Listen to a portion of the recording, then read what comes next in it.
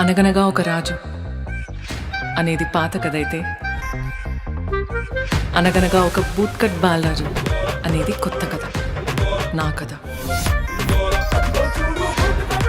Bootcut Balaraju అంటే బూట్లు తుడుతాడా? అబ్బా గిట్లా మాట్లాడితే బూడితో తంటారా బ్లడీ ఫూల్. మంచివేనారా? మనిషి పుట్టక పుట్టే మానవ సిగ్గు ఉండాలి.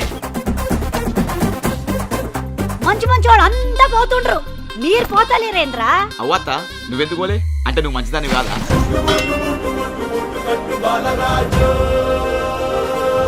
అవురా నిజం చెప్పు, కాలేజీకి తోవతో పొచ్చురులే. మా అమ్మకి మాట ఇచ్చినా సార్ ఈ సంవత్సరం బరాబర్ పాస్ అవుతా అని. కొంతమంది ఉంటారు తిననీకనే పుడతారు.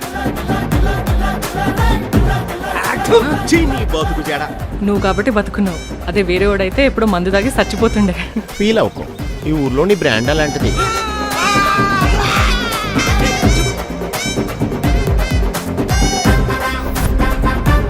ఈ ఇంద్రావతి పటేలమ్మకి ఆఖరి మాట మొదటి మాట ఉండయి, ఒక్కటే మాట. పటేలమ్మ ఇచ్చిన మాట మాట, మేము ఇచ్చిన మాట టమాటానా? నేను నమ్మేదేలే.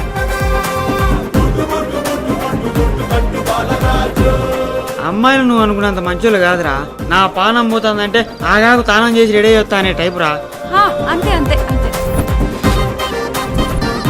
విజయం వచ్చే ముంగట ఆగివని మామూలేరా. నా ఉసురుతాయి నాశనం అయిపోతారా? మీ మీద మందు కూడా మీ ఉంటారుగా.